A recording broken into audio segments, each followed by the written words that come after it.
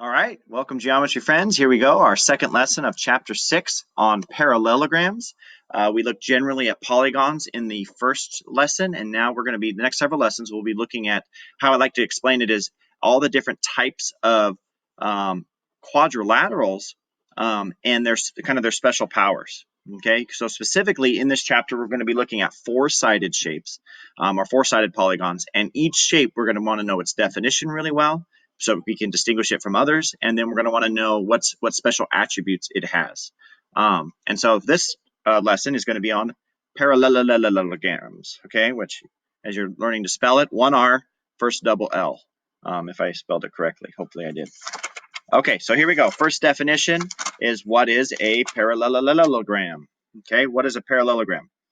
It's a tongue twister. We'll be having fun in class with this for some people. So a parallelogram is a quadrilateral with two pairs of parallel sides.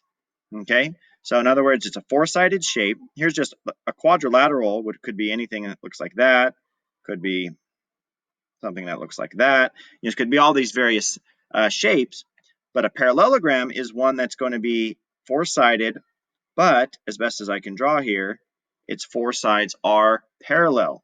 Okay, we say two sets or two pairs because this side is parallel and then these two sides are parallel. So you've got those. And just in case you're wondering, take something you might think, oh, look, that's a rectangle. Is that in fact a parallelogram? If I can draw it better. Is that a parallelogram? Definitely, because those two sets of sides are still parallel to each other. Okay, so two sets, not just one. We'll see what that's called in another lesson, but two sets of parallel sides is a parallelogram. Okay, and so now the rest of these are, okay, or the rest of this lesson is to focus. So once you know you have a parallelogram, what are its special attributes? Or if you start to discover various attributes, can you discover what type of shape you're dealing with? So let's look at those. We have four distinct characteristics we want to know about. First is that in a parallelogram, the opposite sides are congruent.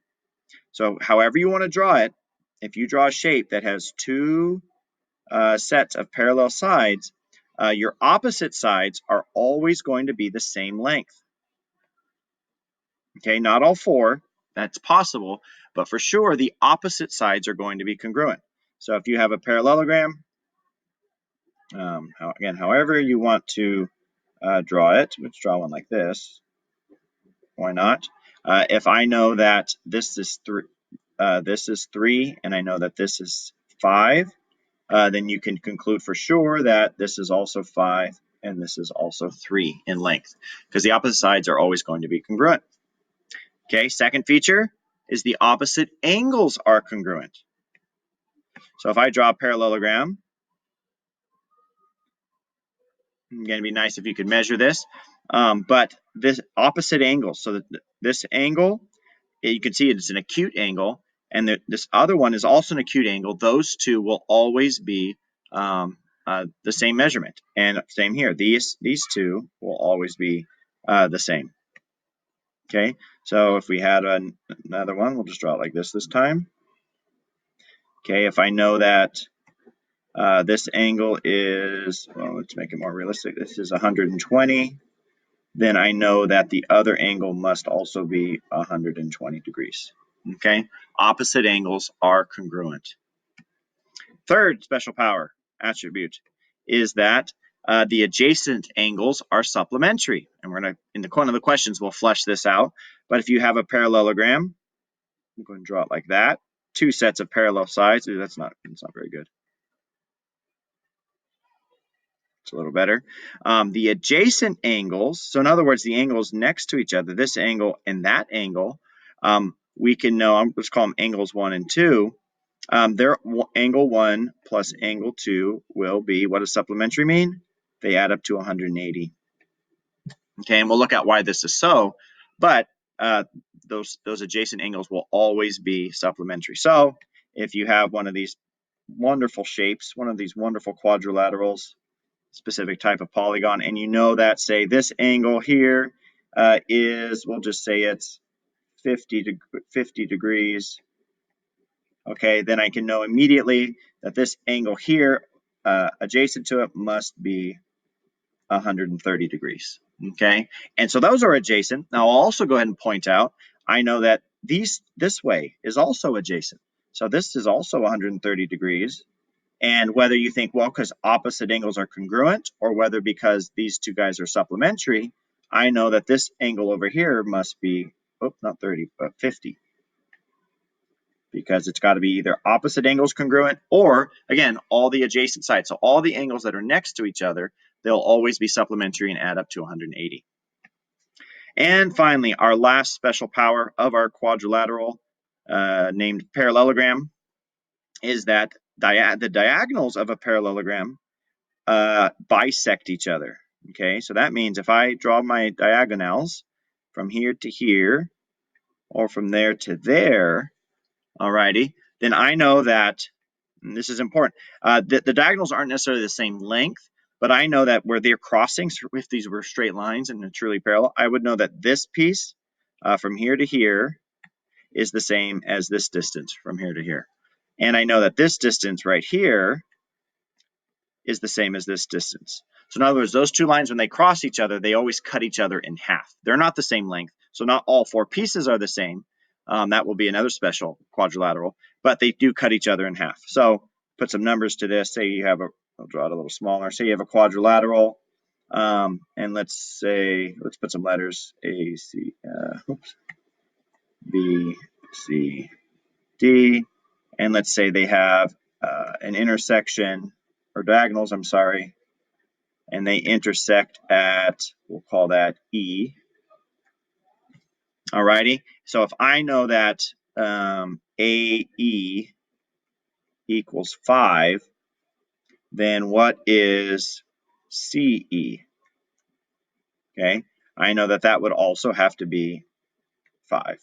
Okay, so in other words, this distance here is the same as this distance here, or like that, because they always bisect each other. And the same thing, if we continue, if BE, I should put these right here, if BE equals 9, we'll make it a little trickier. How about this? Then what is BD? Whoops. So if I know that BE is 9, just that distance right there, what would be the entire diagonal? Well, since they're congruent on both sides, that means 9 and 9, so the entire thing would have to be 18. Okay, so that's the kind of questions they're going to be throwing at you, is knowing that the diagonals bisect each other, you can start to find all those various distances. Okay. All right, so let's just review those before we do our questions. In a parallelogram, which is a four-sided shape with two sets of parallel sides, the opposite sides are always congruent. The opposite angles are always congruent. The adjacent angles are supplementary, and the diagonals always bisect. So question number 1, let's see. Oh, put my thing over here. What's the relationship between consecutive angles of a parallelogram? Well, I remember that. We just talked about it. Consecutive angles are always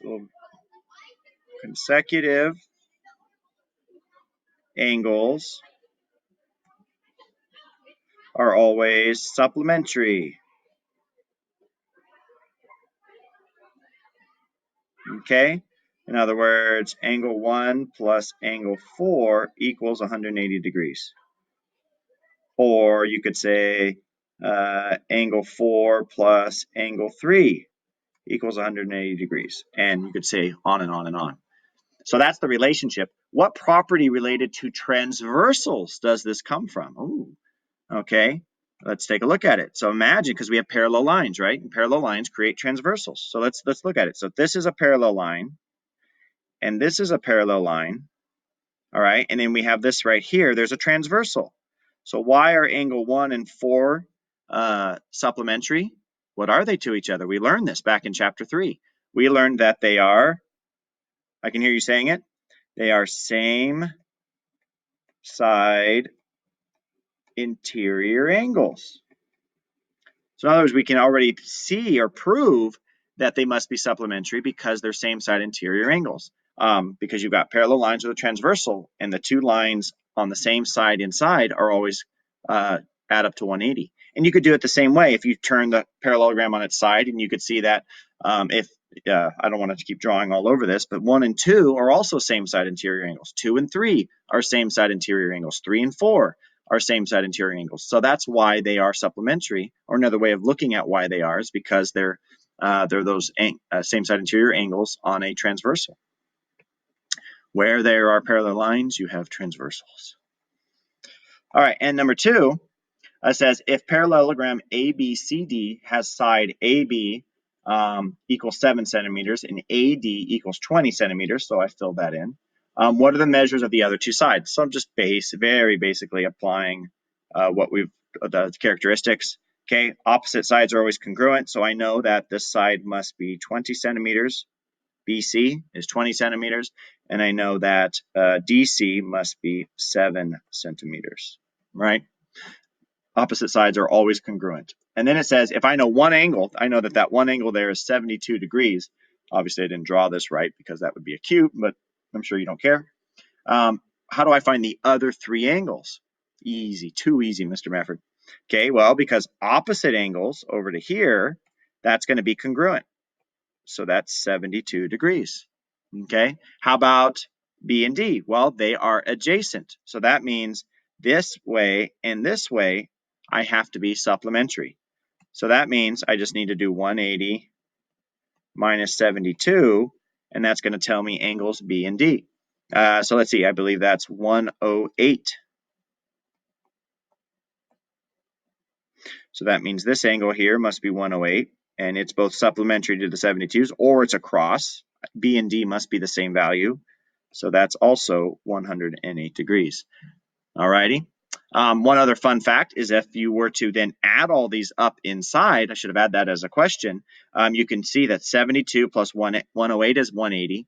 The other 108 plus 72 is 180. And so the entire interior of this quadrilateral adds up to 360.